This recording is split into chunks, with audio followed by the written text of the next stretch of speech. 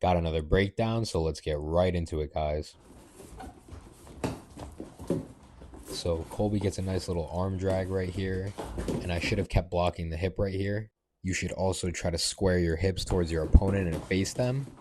Don't reach back like this because you never want to give up extensions of your body.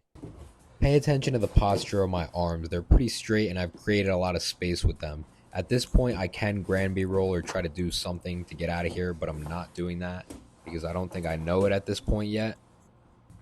And I guess I do try to Granby roll right here. And it's kind of a sad attempt, but it worked and it got me into side control, so there's that. And right here, guys, he is practically giving me his back. And you know what I decide to do? Go front headlock. Bad decision. And it's not that front headlock is a bad position to be in by any means, but it's just that I could have had his back, and now I'm giving him a chance to fight up, which he does, and now I'm about to get my back taken. Now, when somebody's on your back like this, whether it's wrestling or grappling, you never want to reach up like this behind your head. You're opening yourself up to a lot. So Colby's got some wrestling experience, so naturally this is how he's going to move when you're rolling with him. Now, since he's reaching forward with his arm, I'm going to grab a 2-on-1, and I'm just going to try to roll him over. But he has the other hand on my ankles, so that's why he's able to hold top position when I try to roll him over. I know a lot of people like to fight off their backs, but guys, I do not like being on my back, so I'm going to fight quickly to get back on my feet. He's about to lean forward heavy right here, and I'm just going to be able to snap him down and get to the top position on turtle. The preferred grips here are a chin strap and a tricep grip. I'm going to try to circle around the back here, but you'll notice I stopped fighting the hand, and that's why he's able to fight his hand around my leg and get the takedown here. My hips were also not low enough, and I was not sprawling out hard enough. Now I want to give you guys an important tip about scrambling, and I'll get right into it because a scramble, a small one, is going to happen right here.